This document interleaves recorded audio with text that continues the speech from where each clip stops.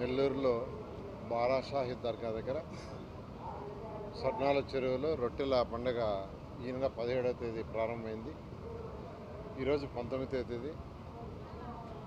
వర్షం పడుతున్నా, చినుకులు పడుతున్నా ఈరోజు ఎవరైతే భక్తులు ఉన్నారో వాళ్ళు అశేషంగా వస్తున్నారు. ఈరోజు ఉదయం ముఖ్యమంత్రి నారా చంద్రబాబు నాయుడు గారు ఈరోజు ఇక్కడ భక్తులను ఉద్దేశించి వర్చువల్గా మాట్లాడటం జరిగింది. అంతేకాకుండా 2014 నుంచి 19 దాకా 2014 ముందు తీసుకుంటే ఇక్కడ డెవలప్మెంట్ జీరో.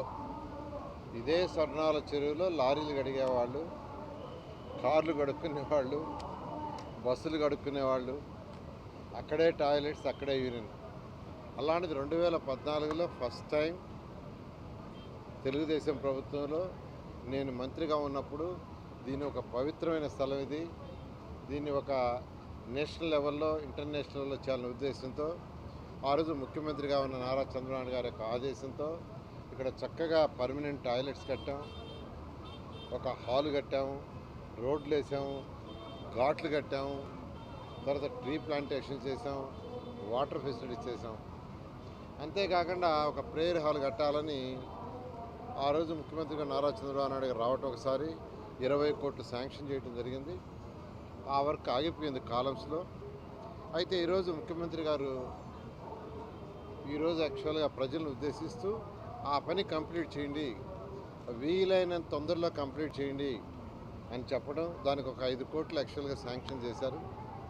కాబట్టి బారా షాహిద్ దర్గా కమిటీ మెంబర్స్ ఎవరున్నారు వాళ్ళ తరఫున, నెల్లూరు ప్రజలందరి తరఫున మొదట ముఖ్యమంత్రి గారికి ప్రత్యేకంగా ధన్యవాదాలు తెలియజేస్తున్నాను. ఎందుకంటే ఖజానా ఖాళీ, ఏ డిపార్ట్మెంట్లో కూడా పైసా లేదు, రాష్ట్ర ఆర్థిక పరిస్థితి అసలు అతలాకుతలంగా ఉంది. ఇటువంటి పరిస్థితుల్లో కూడా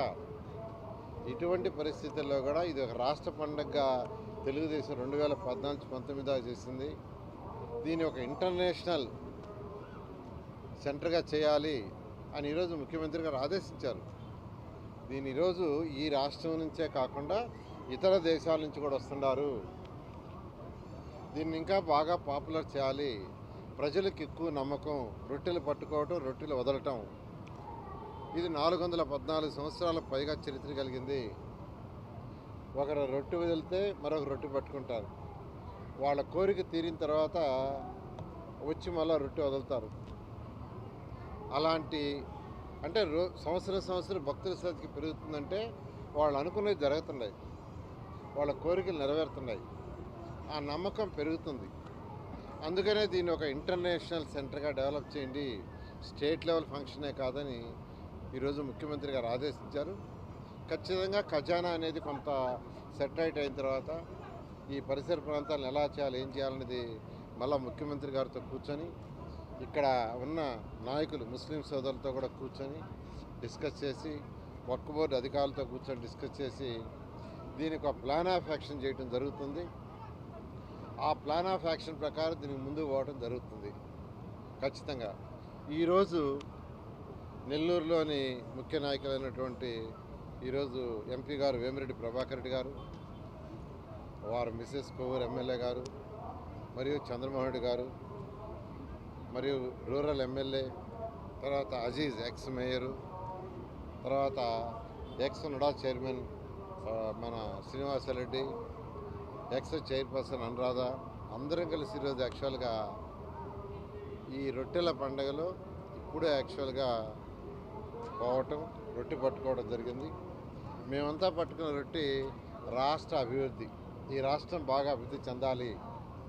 ఈరోజు ముఖ్యమంత్రి గారు కూడా చాలా క్లారిటీగా చెప్పారు, మీరందరూ రాష్ట్రం బాగా అభివృద్ధి చెందాలి, రాష్ట్ర ఖజానా బాగా నిండాలి, మళ్ళీ ఆ ఖజానా నుంచి పేద ప్రజలకు కొంత సొమ్ము వచ్చేటట్టుగా, అదేవిధంగా డెవలప్మెంట్కి కొంత అలాట్ చేసేటట్టుగా, రాష్ట్ర ఖజానా డెవలప్ అయ్యేటట్టుగా, రాష్ట్రం అన్ని విధాలుగా అభివృద్ధి అయ్యేటట్టుగా, అన్ని వర్గాల ప్రజలు డెవలప్ అయ్యేటట్టుగా మీరు రొట్టె పట్టుకోండి చెప్పడం జరిగింది. దాని మీద ఈరోజు మేము నాయకులందరం యాక్చువల్గా ఈరోజు ఇప్పుడే రొట్టె పట్టుకొని ఇక్కడికి వచ్చాం.